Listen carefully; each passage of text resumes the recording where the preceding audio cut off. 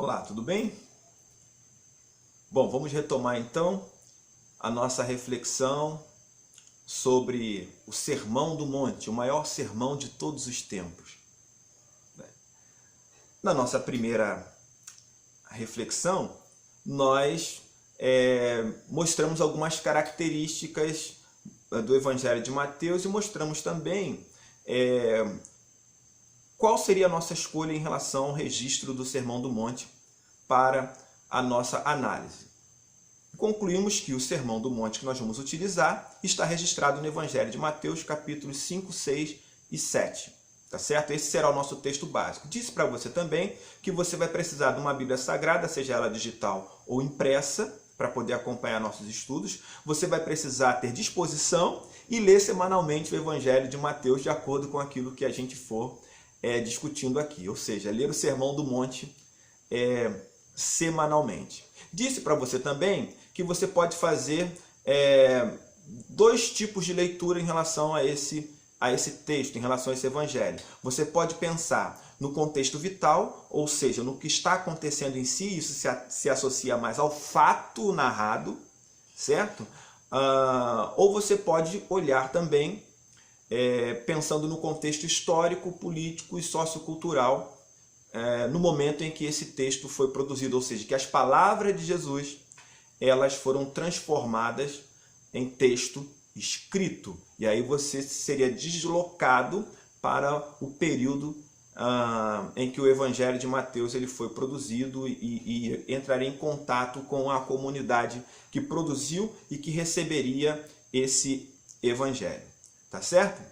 É claro que a nossa reflexão foi um pouco mais duradoura do que o que eu estou fazendo agora. Eu estou só fazendo uma lembrança a você daquilo que a gente já falou. E eu terminei a nossa última reflexão dizendo para você que existem perguntas básicas que você precisa fazer para se aprofundar em qualquer leitura, em qualquer texto. Tá certo?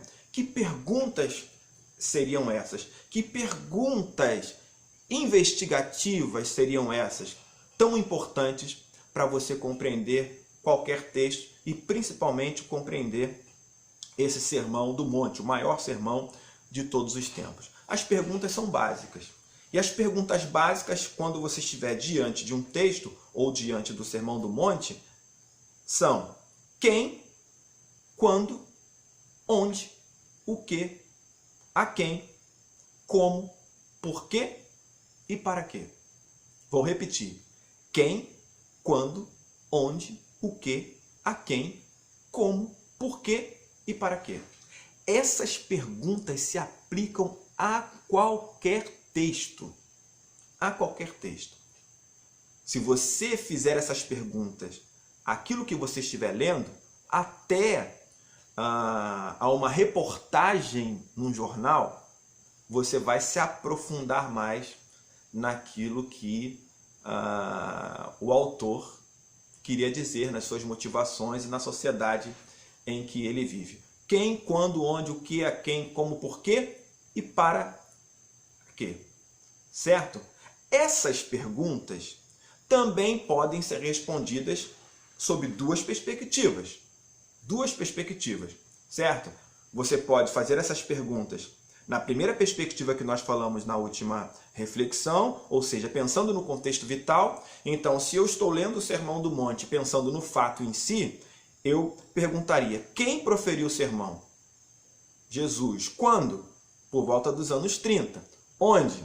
Aí eu teria que situar geograficamente esse sermão, né? O quê? Uma pregação? Foi escrita? Não, não foi escrita nos anos 30. Ok? Foi proferida. Né? A quem? Aos discípulos? À multidão? Como ele fez isso? Ele veiculou o seu discurso? Por que ele fez esse discurso? O que motivou ele a falar sobre esses temas? Né? E qual a finalidade? Perceba, quando eu pego essas perguntas dentro da primeira perspectiva, eu estou me aprofundando no fato em si. Eu estou me aprofundando no momento em que o Sermão do Monte foi proferido. Ok? Se eu vou para a segunda perspectiva, me perguntando quem, quando, onde, o que, a quem, né? Eu pergunto quem, e eu estou com o texto na mão. Quem? Quem foi o autor? Né? Seria Mateus? Né? Há controvérsias em relação a isso, porque muitos estudiosos entendem que o Evangelho segundo Mateus ele foi atribuído a Mateus, e não escrito por Mateus, o discípulo, mas é um evangelho que emerge de uma comunidade de tradição matiana, né? E aí essa comunidade de tradição matiana, ou seja, que teve um contato com Mateus e tal, ela produziu esse evangelho, estava discutindo temas diretamente relacionados à comunidade. Então quem escreveu é importante. Quando? Ou seja, aí já não estou mais nos anos 30, provavelmente entre os anos 60 e 70 depois de Cristo, é depois. Onde ele foi produzido também há uma discussão enorme sobre isso. Uns acreditam que foi na Síria, outros que foi na Palestina, né? O que, percebe? Para quem ele está direcionando o seu evangelho, né? Como esse evangelho vai circular, se é documento escrito, se não é, o que motivou ele a escrever esse evangelho, né? Qual a finalidade, qual a reação que ele esperaria nos seus leitores ao escrever esse evangelho, ou a transformar um sermão que era um texto oral em um texto escrito. Percebe? Então essas perguntas elas podem ser aplicadas às duas perspectivas, né? Tanto a do contexto vital, ou seja, ao fato em si, quanto ao contexto histórico, político e sociocultural da produção desse evangelho, da transformação de um texto que é oral, de uma memória oral, em um texto escrito, né, produzindo uma memória escrita, tá certo? Então, ao ler qualquer texto e ao ler o nosso Sermão do Monte, procure responder essas perguntas. E eu vou repeti-las. Quem, quando, onde, o que, a quem, como, por quê e para quê. Se você conseguir essas respostas, você vai se aprofundar naquilo que você está lendo. E talvez não tenha uma visão superficial das coisas e da realidade que te cerca. Tá bom? Muito bem. Indo então ao Sermão do Monte. Como o Sermão do Monte está organizado? Você sabe como ele está organizado? Volto a dizer, o texto que nós vamos utilizar como base aqui é o texto de Mateus, ou seja, capítulos 5, 6 e 7 do Evangelho segundo Mateus. Então, como esse texto está organizado? É claro que se você pegar uma Bíblia de referência, uma Bíblia de estudo, você vai ter várias estruturações desse texto, várias propostas de organização desse texto. Se pegar um comentário bíblico, a mesma coisa, entende? Então perceba, a organização desse texto, né, ela se trata de uma escolha, de uma leitura de alguém, tá certo? Então não tem uma organização certa, depende do que o leitor está vendo, percebe? Se você pegar a Bíblia impressa, você já vai ver que o tradutor tem uma proposta de estruturação do texto, de organização do texto. E ele faz isso através de títulos e subtítulos. E nem sempre os títulos e subtítulos num texto bíblico se referem exatamente ao conteúdo, ao que o autor queria realmente transmitir. Tá certo? Mas eu tenho uma proposta de organização desse Sermão do Monte para você, né? Então vamos lá. O Sermão do Monte está dividido assim. Primeiro eu chamaria de introdução. A introdução do Sermão do Monte, ela vai do capítulo 5, versículo 1 ao versículo 20. Do versículo 1 ao versículo 20, temos essa introdução. E o que Jesus está fazendo na introdução do seu sermão, né? Primeiro, ele está identificando os presentes, né? Em primeiro lugar, Jesus se identifica ali como intérprete. Ele é quem vai interpretar a lei, certo? Os discípulos são identificados por ele como uma espécie de mediadores. Os discípulos, eles seriam os responsáveis para fazer a ligação entre Jesus e as multidões, né? E o terceiro grupo, a gente poderia chamar de multidões, as multidões, certo? E aí é interessante pensar que o sermão apresenta as multidões como ovelhas perdidas da casa de Israel. Gente que não reconhece, que reconhece suas limitações, que reconhece suas necessidades, gente que está afastado da religião oficial, né, que não pratica um tipo de judaísmo porque é composta pela ralé da sociedade.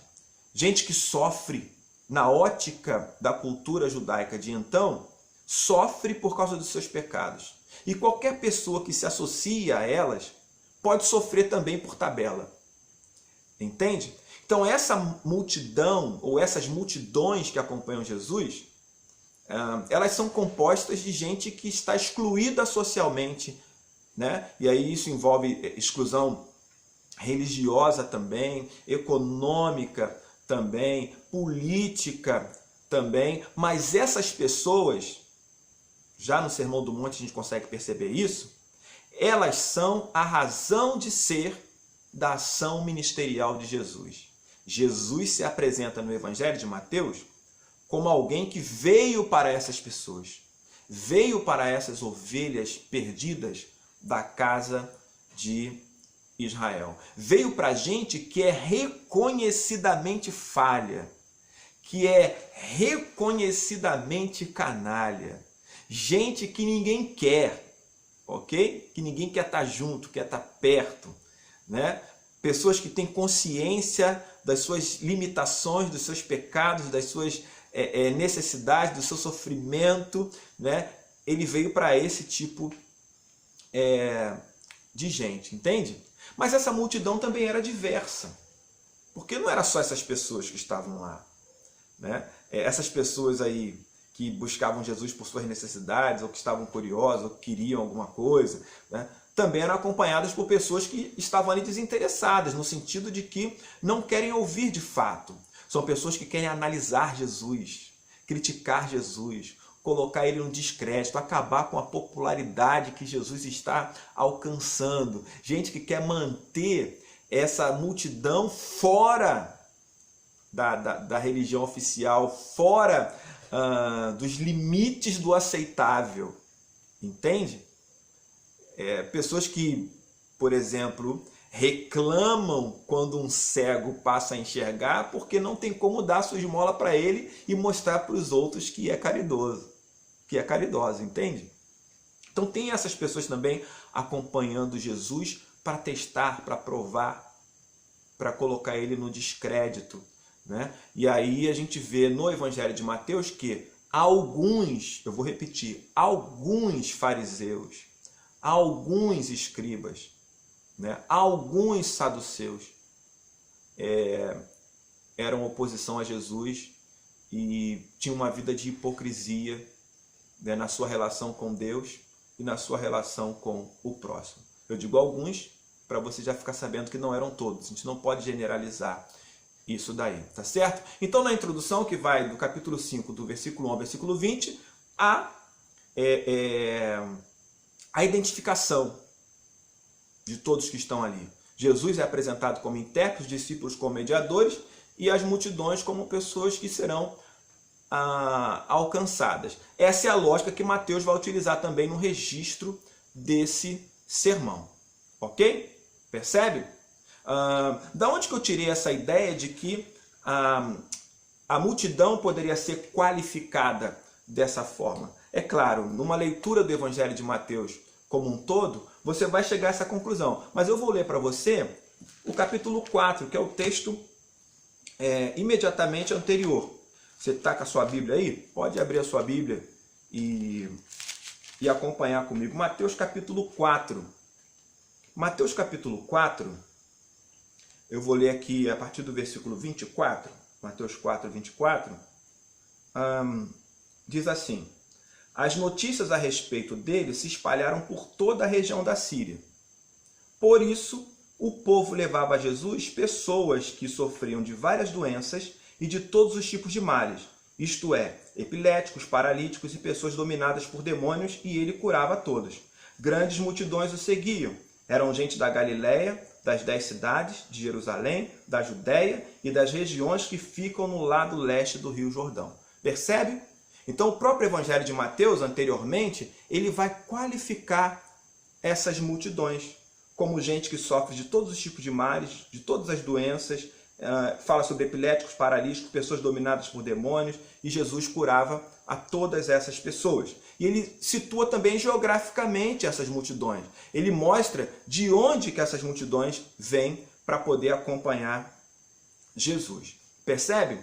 Outra coisa que é importante é que a gente vai ver logo no início do Sermão do Monte. Ou seja, capítulo 5, versículo 1 e versículo 2.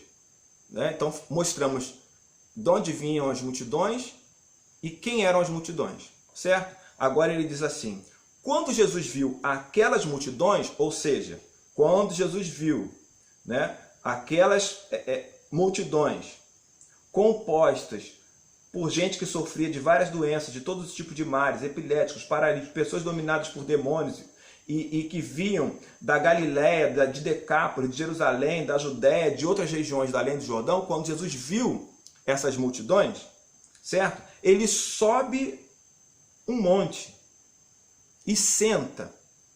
Os discípulos chegam perto dele e ele começa a ensiná-los. Percebe? Então, vamos à imagem mental aí dessa situação. Perceba, as multidões estão ali, uma multidão que ninguém quer, certo? Jesus ultrapassa a multidão, sobe no monte. Os discípulos ultrapassam a multidão e se aproximam de Jesus. Ou seja, entre Jesus e as multidões estavam os discípulos. E quando Mateus diz que Jesus passou a ensiná-los, ele está dizendo que o Sermão do Monte foi um sermão para os discípulos e não para as multidões. Percebe? Então, Jesus ensina os discípulos. E os discípulos deveriam ensinar as multidões. Está entendendo? Mas como fazer isso se os discípulos também têm uma visão deturpada das multidões? Os discípulos também excluem as multidões. Os discípulos entendem que essas pessoas são pessoas que ninguém quer, que estão sofrendo pelos seus próprios pecados, que Deus está castigando elas por causa dos seus atos.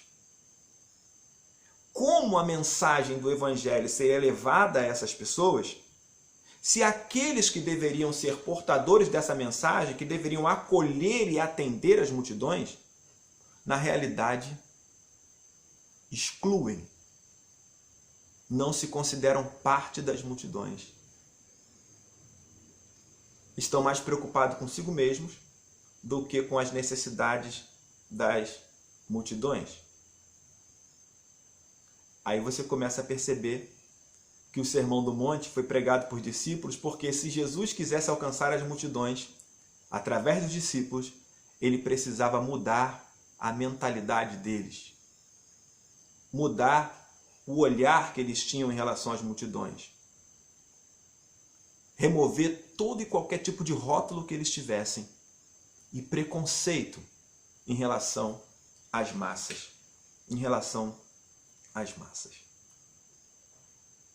Percebe? Às vezes nós, como discípulos de Cristo, nós também somos excludentes, preconceituosos.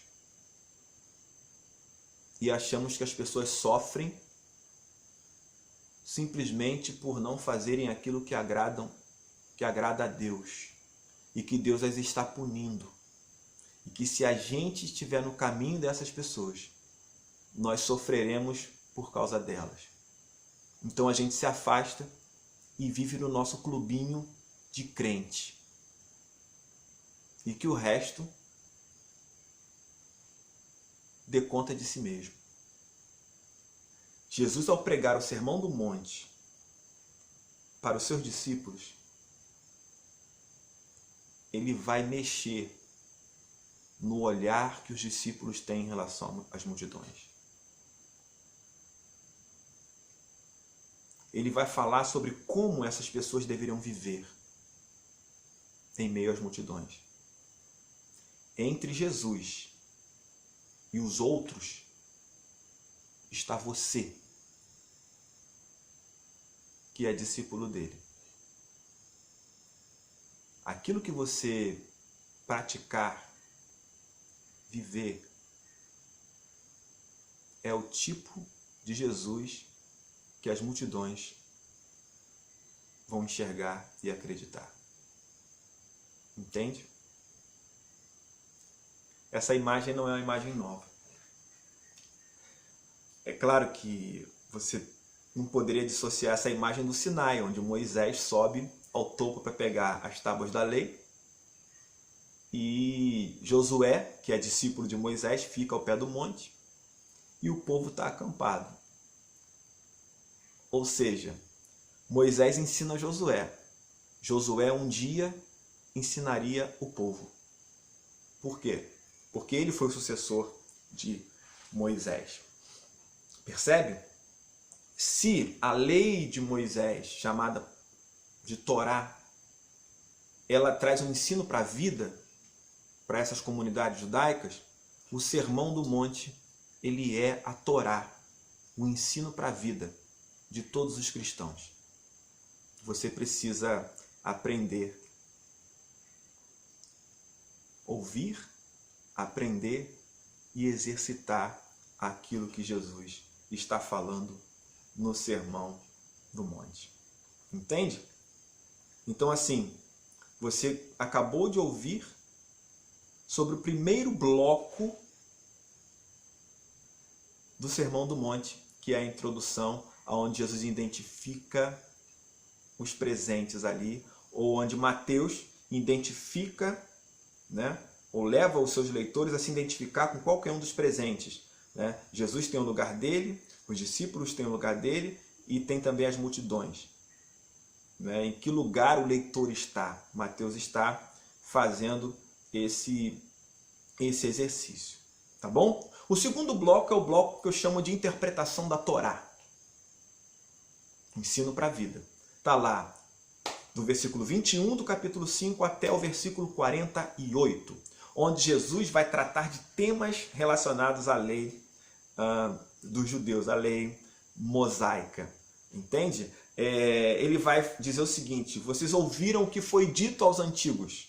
E depois ele vai afirmar: eu, porém, vos digo. Ou seja, Jesus o intérprete. Jesus, ele lê ou cita a lei e dá uma interpretação sobre esses assuntos da lei. Então Jesus vai falar sobre homicídio, sobre adultério, sobre juramento, vingança ou retribuição, sobre amor. Para você ter uma noção sobre essa ideia de que eu, porém, vos digo, vamos pensar no homicídio, né? Tem pessoas que falam assim: não, mas a Bíblia é a favor da pena de morte.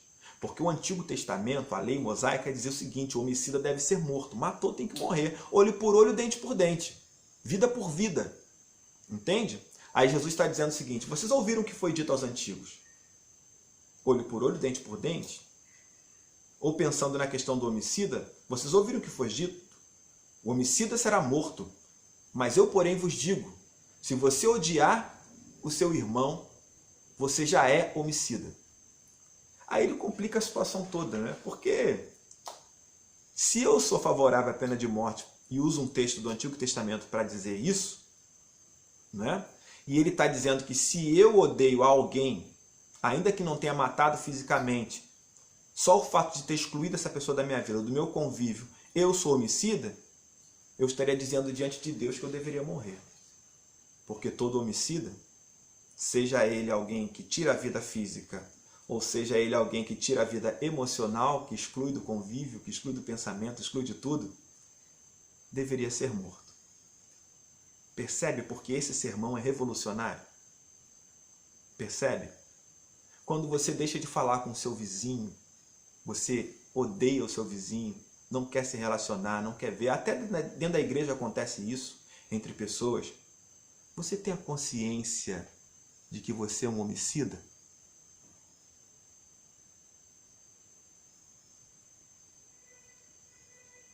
a gente mata as pessoas com muita facilidade. A gente exclui as pessoas do nosso convívio com muita facilidade. Percebe? O Sermão do Monte é um sermão onde Jesus vai dizer aos discípulos que, olha, a gente não deveria fazer isso. Não deveria fazer isso. Não foi para isso que Jesus veio e nem para isso que ele nos chamou e nos ensinou. Então, o segundo bloco, interpretação da Torá. A gente vai falar sobre isso gradativamente nas nossas reflexões. O terceiro bloco eu chamo de ética e espiritualidade. Ou seja, Jesus vai mostrar um relacionamento vertical, ou seja, relacionamento com Deus, e um relacionamento horizontal, ligado ao próximo. Ética e espiritualidade. Vai do capítulo 6, do versículo 1, né, até o capítulo 7, versículo 12, o final, quase o final desse sermão. Ok? Então, por que é relacionamento vertical? Vida com Deus. Relacionamento horizontal envolve a sua vida com o próximo, com a sociedade, ok? Ele vai falar sobre prática da justiça, sobre vida devocional, oração e jejum, sobre economia e providência, né? Sobre o fato de você não ser uma pessoa escravizada ao dinheiro, ao materialismo.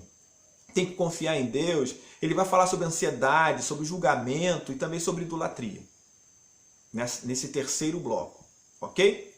E depois ele vai concluir. Do versículo 13 do capítulo 7 ao versículo 29, nós temos a conclusão do sermão. E Jesus conclui, dizendo o seguinte aos discípulos: olha, a porta é estreita, o caminho é apertado e poucas pessoas querem trilhar esse caminho. Poucas pessoas. Esse sermão, ele é muito difícil de digerir. Jesus diz, poucas pessoas querem passar por essa porta. Você quer? Você quer pegar essas palavras de Jesus, que deveriam ser um ensino para a nossa vida, para o nosso cotidiano, e colocar em prática? Jesus fala sobre os falsos profetas que existem. Fala sobre produtividade aparente, ou seja, gente que mostra que tem produtividade, mas no fundo, a produtividade não é real. O fruto gerado é um fruto que vai dar morte e não vida. Entende? E não vida. Um pastor amigo meu, chamado José Carlos Pezinho, ele diz o seguinte: existem muitos pastores que estão pregando sermões mortos. O problema de você pregar sermões mortos é que sermões mortos também matam. Cuidado com os falsos profetas, com a aparência de produtividade, quando o fruto, na realidade, ele é venenoso. Ele termina falando sobre casa na areia e casa sobre a rocha. Se você pega o sermão dele e coloca em prática, você tem uma vida alicerçada na rocha. Significa dizer que pode vir a tempestade que for, o sofrimento que for, você vai ser abalado, mas você vai permanecer de pé, porque a sua construção está firme, a sua vida está firmada. Mas se você ouve o que Jesus tem a dizer e não coloca em prática, qualquer tempestade que venha, o menor vento, vai derrubar você. Você será sacudido de um lado para o outro, envergado, entortado, quebrado. Percebe? Tem gente que vive pulando de galho em galho, sendo sacudido para lá e para cá, porque se recusa a firmar a sua vida na rocha, a colocar esse evangelho, essas palavras de Jesus em prática. Então Jesus conclui dando a você uma escolha. O que você vai escolher? Construir uma vida sólida, madura, ou uma vida instável? Uma vida de meninice. Entende? Então, o Sermão do Monte está dividido nesses 3 blocos, que eu espero que faça você pensar. A gente ainda vai tratar de cada um deles, tá bom? Mas isso a gente vai falar mais à frente um pouquinho. Por enquanto, eu estou fazendo uma introdução. Ainda tem mais uma coisinha que eu preciso tratar com você, mas eu vou tratar com você no nosso próximo vídeo, tá bom? Deus te abençoe, um forte abraço.